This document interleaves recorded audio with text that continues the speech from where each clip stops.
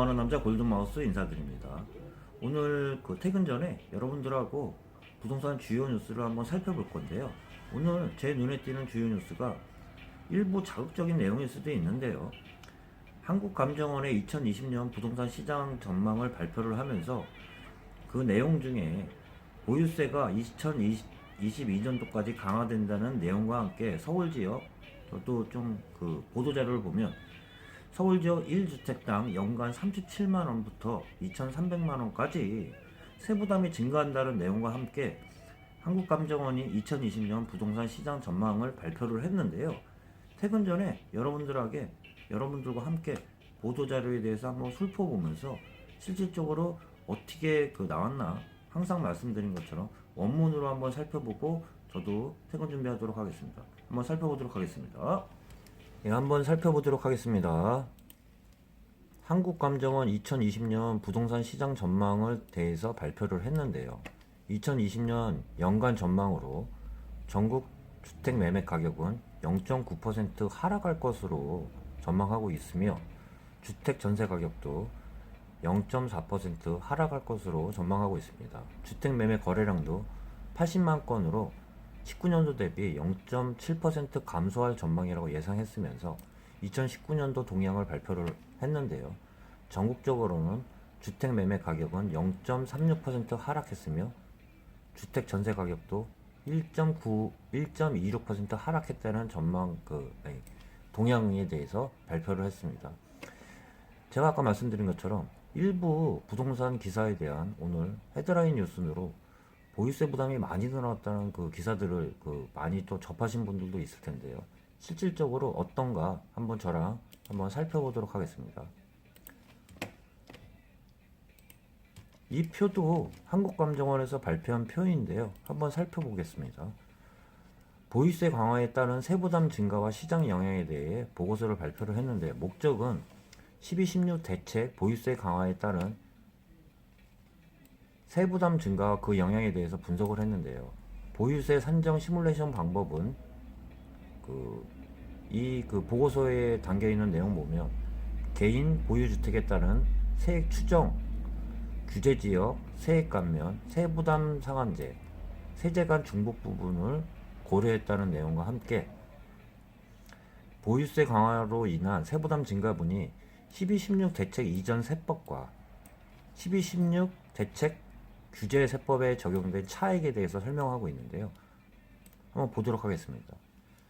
시뮬레이션 가정은 2000년 이후 공시가격을 18년, 19년 상승분을 적용했으며 공정시장 가액 비율을 매년 올린다고 얘기했죠. 5%씩 상향해서 2020년도에는 100% 도달한다는 시뮬레이션 가정을 하고 지금 분석을 했는데요.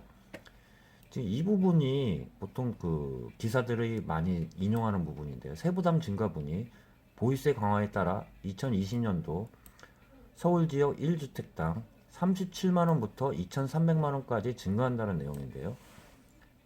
고가주택일수록 연간 보유세 부담이 커지고 보유세 강화와 향후 공정시장가액 상향 조정에 따라 세부담이 지속적으로 증가할 전망입니다.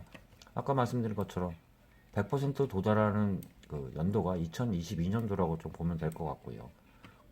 매년 과표 상승으로 인해 일부 주택이 상위 과표 구간으로 이동해 연간 세부담 증가 수준이 감소하는 것처럼 보일 수 있지만 실제 감소는 아니라고 내용과 함께 실질적으로 시뮬레이션 표에 대해서 한번 보도록 하겠습니다. 좀 확대를 조금 더 해볼까요? 표에 대해서.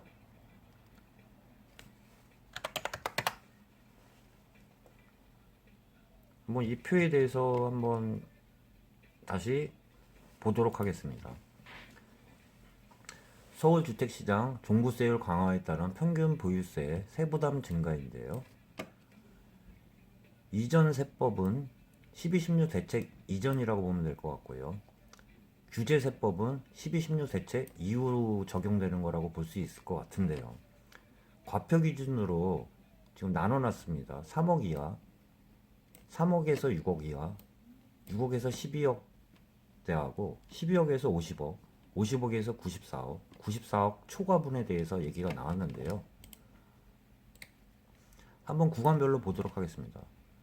3억 이하인데요. 시가 기준으로 대비해 보면 1주택 17억 6천만 원 이하 주택의 이 부분에 대해서 해당될 것 같은데요. 다주택자 같은 경우는 13억 3천만 원 이하일 때는 3억 이하의 규제를 받을 것 같습니다.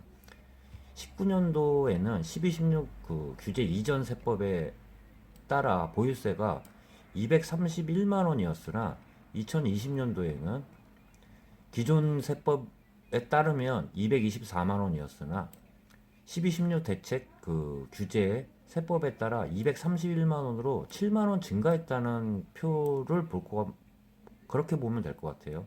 그런데 실질적으로 19년도하고 2000년도하고 보면 똑같아요. 가격은 2020년도를 보면 규제 이전의 세법으로는 218만 원이었으나 229만 원으로 한번 이 표를 보면 20년도보다 21년도가 작지만 줄은 걸로 나옵니다. 이 표는 12, 16 대책 이전 세법과 이후 세법에 대한 규제 세법에 대한 차익이라고 볼 수 있는데요. 이 차익이 11만 원이라는 얘기입니다. 2022년도에 100% 적용한다고 했을 때 보면 19년도에는 231만 원이었으나 실질적으로 225만 원으로 줄은 걸로 나타납니다. 보면 표에서 보면 과표 구간이 3억 이하인데요. 과표 구간하고 시세 가격을 좀 혼동하시는데요. 과표는 세금을 매기는 보유세 기준이고요. 시세 가격이라고 보면 될 것 같은데 1주택자 17억 6천만 원 이하 가격이고 다주택자는 13억 3천만 원 이하라고 보면 될 것 같습니다. 다음 구간을 한번 살펴보도록 하겠습니다. 3억에서 6억 구간인데요. 이 부분에 많이 속할 것 같아요. 일부 강남이나 마영송이나 그런 부분의 지역들은 3억에서 6억 과표 구간에 많이 해당될 것 같은데요. 실질적으로 보유세가 얼마나 늘어나는지 한번 보도록 하겠습니다. 1주택자 기준으로 해서는 17억 6천, 22억 4천 구간이고요. 다주택자 기준으로 해서는 13억 3천에서 18억 1천 구간인데요. 19년도 대비해서는 보유세가 406만 원이었으나 2020년도에는 1216 규제 세법에 따라 532만 원으로 늘어났다는 내용인데요. 전 세법과 비교하면 56만 원 차익이 난다는 내용으로 볼 수 있을 것 같습니다. 21년도 기준으로 해서도 548만 원이 보유세가 나온다는 내용이고요. 이건 차익이고요. 이전과 22년도 기준으로 해서는 542만 원으로 19년도 대비는 406만 원에서 542만 원으로 늘어났다는 비용을 보면 약 140만 원 정도 늘어났다고 보면 큰 부담은 없을 것 같아요. 이 구간에 많이 속할 것 같은데요. 제가 봤을 때는 제가 말한 것처럼 이전 세법과 이후 세법에 따라 여기서 보시다시피 37만 원 차익이 난다는 내용을 아까 말씀드린 것처럼 그렇게 보면 될 것 같아요. 이제 다시 다음 구간에 대해서 한번 살펴보도록 하겠습니다. 6억에서 12억 구간인데요. 여기는 아주 고가 일부 고가 주택에 대해 속할 것 같은데요. 1주택자들은 고가 부분이고 다주택자들은 이 부분에 속하는 분들도 있을 것 같아요. 그래서 여기까지 한번 좀 자세히 살펴보도록 하겠습니다. 6억에서 12억 과표 구간이고요. 1주택자 기준으로 해서는 22억 4천원하고 31억 9천만 원 구간대인데요. 시세가 다주택자 기준으로 해서는 18억 1천만 원 하고 27억 6천만 원 시세가 과표 구간이라고 볼 수 있습니다. 19년도에는 보유세가 672만 원이었으나 2020년도에는 733만 원으로 늘어난다는 내용이고요. 21년도에도 759만 원, 22년도 기준으로 해서는 771만 원으로 672만 원에서 771만 원, 요 차액만큼 늘어난다고 보면 될 것 같아요. 요 차액.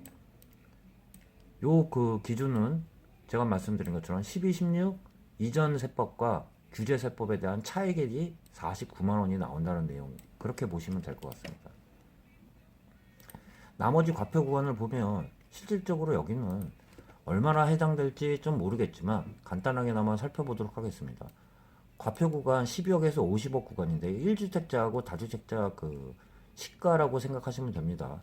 31억 9천만 원과 92억 2천만 원으로 제가 말씀드린 것처럼 1주택자 이쪽에 들어가는 사람은 많지 않을 거라고 보이지만 다주택자 27억 6천만 원과 87억 9천만 원 구간입니다.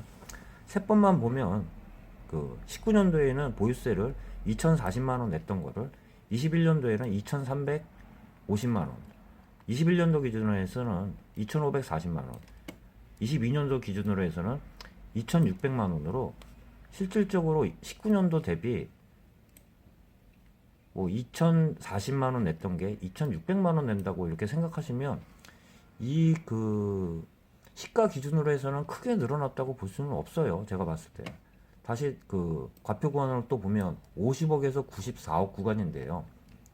19년도 대비 아무래도 여기서는 1주택자만 보면 92억 2천하고 162억 1천 그 시세인데요. 시세가 비싼 만큼 보유세는 늘어날 수밖에 비쌀 수밖에 없는데요. 19년도 기준으로 해서는 7,910만 원을 냈던 게 2020년도에는 9,980만 원으로 약 1억 가까이 되네요. 21년도에는 1억이 넘어가고요. 1억 300만 원. 22년도에는 1억 3,100만 원으로 여기는 눈에 띄게 늘어난 걸로 좀 보입니다. 봤을 때.